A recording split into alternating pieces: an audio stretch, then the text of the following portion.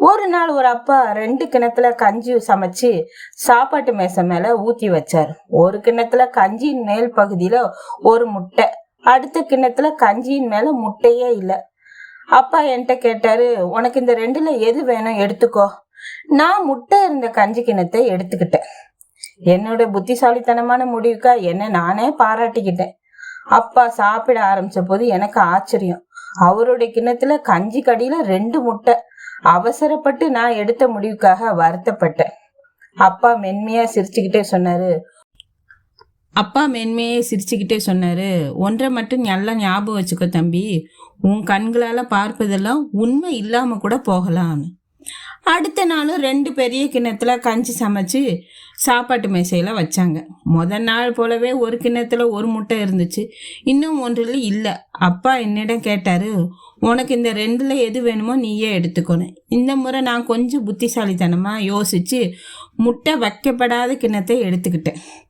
அன்னைக்கு எனக்கு ஆச்சரியம். கிணத்துக்குள்ள ஒரு அடி வேற தொழாவி பார்த்தும் ஒரு முட்டை கூட கிடைக்கல. அன்னைக்கு அப்பா சிரிச்சுக்கிட்டே சொன்னாரு, எப்போதும் அனுபவத்தோட அடிப்படையில எதையும் நம்பக்கூடாது. ஏன்னா சில நேரங்கள்ல வாழ்க்கை ஒன்றை ஏமாத்தக்கூடும். இதை ஒரு பாடமா எடுத்துக்கோ அப்படின்னு சொன்னாங்க.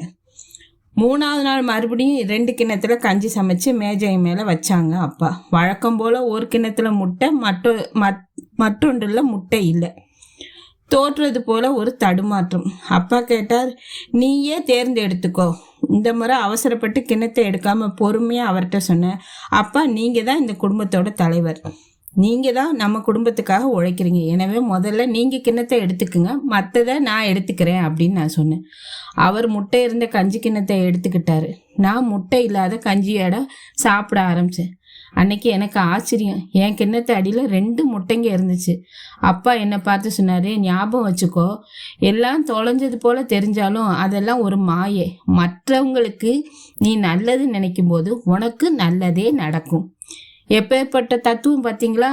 அடுத்தவங்களுக்கு நல்லது நினைங்க, உங்களுக்கு நல்லதே நினைக்கும்.